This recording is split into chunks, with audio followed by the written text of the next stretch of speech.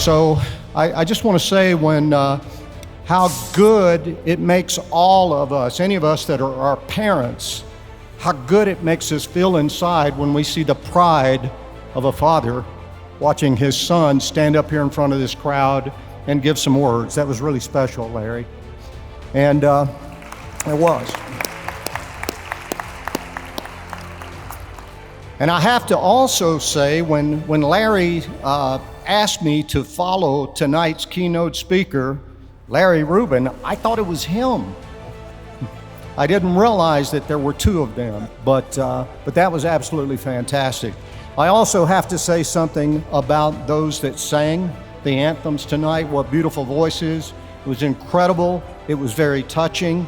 And I have to comment, for those that know my background, I spent a few years in the military, so I also have to comment on the professionalism of the Mexican military that was here tonight to do the honors of the colors. That was really touching as well. So let's give them applause.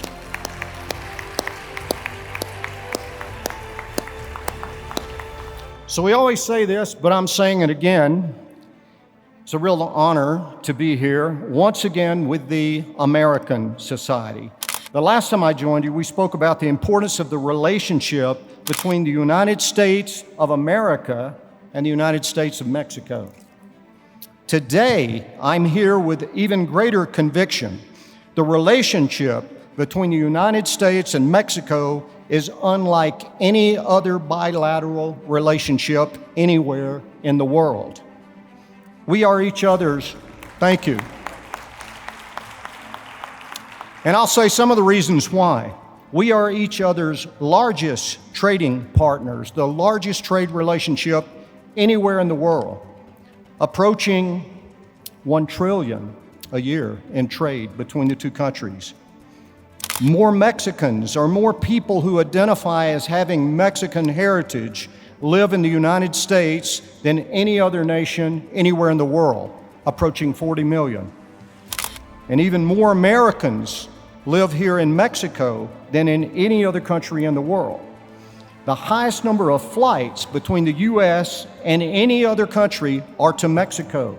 The largest trade relationship that I just mentioned. The most tourists from the United States visit Mexico. There's so many things that are unique to this relationship that involve our economy, our culture, and a lot of very deep emotions. During the recent visit of my friend, Secretary Marco Rubio, we had a tremendous opportunity to again talk about the relationship and how we could advance our shared goals of building stronger, safer, and more prosperous nations on both sides of the border.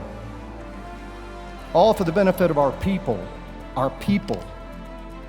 His visit reaffirmed that our governments can work hand in hand with mutual respect for each other's sovereignty, but we still have a lot more that we can and must do.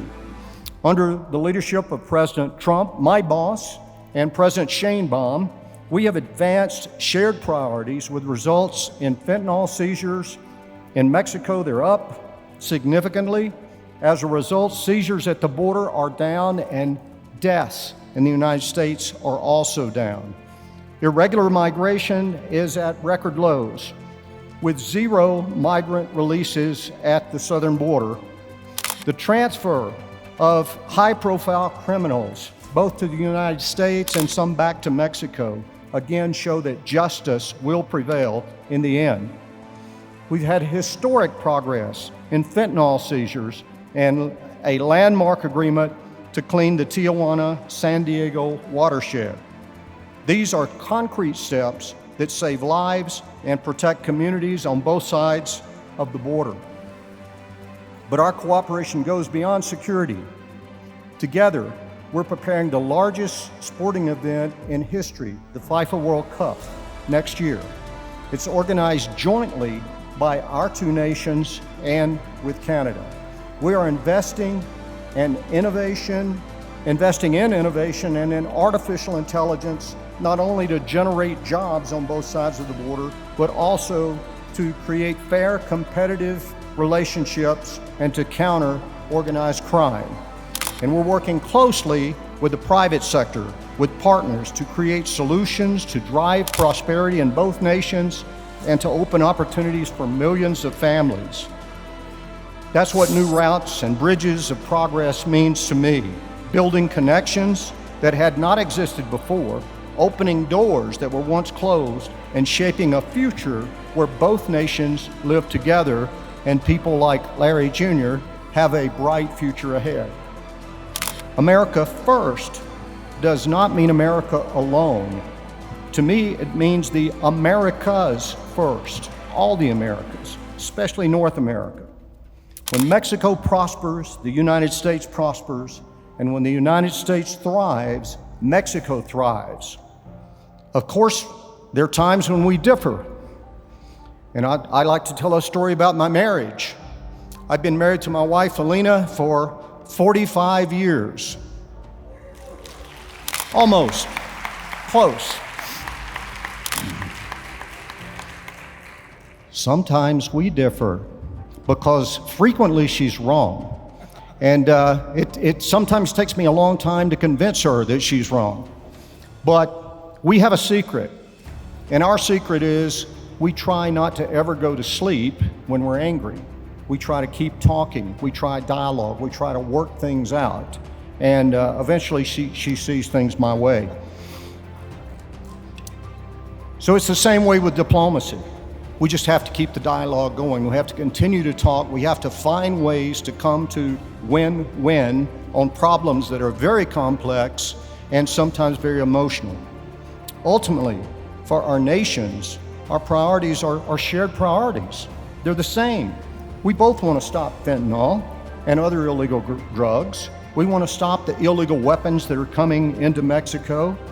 We want to stop human trafficking, a scourge on humankind. We want to dismantle terrorist and criminal networks and restore security to our citizens. Those are shared.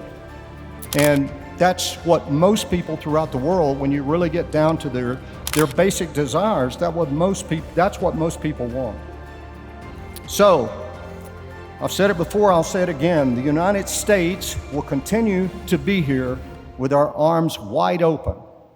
We want to embrace this relationship and to work together with our Mexican partners to achieve those things that we agree on that are basic and fundamental to our freedoms. The key, again, is to never stop talking, never stop dialogue, never say anything is absolute, never say there's a line in the sand. Look for ways to get beyond that line in the sand and those absolute things and move forward together. We're here to strengthen those ties that unite us. And I want to thank you for the honor of being here today, and thank you for all that you do to make the partnership closer and tighter. I've often said, and I'll say it again here tonight, your typical U.S. citizen does not understand Mexico. I've even said people from Central America, Kansas and Missouri, they don't understand Mexico. And I'll say too that your typical Mexican citizen does not understand the U.S. We have these false perceptions of what we are, of these stereotypes of how we think each other is. And so I ask all of you, I'm the U.S. ambassador here, but I'm going to challenge all of you to be ambassadors, to go out and help us dispel those myths and those preconceived notions about what each other is, and talk, have dialogue, get to know each other. Let's build a stronger relationship. Let's make North America the special place that it can be, and let's build a relationship between the United States of Mexico and the United States of America that is unequaled anywhere in the world. Thank you.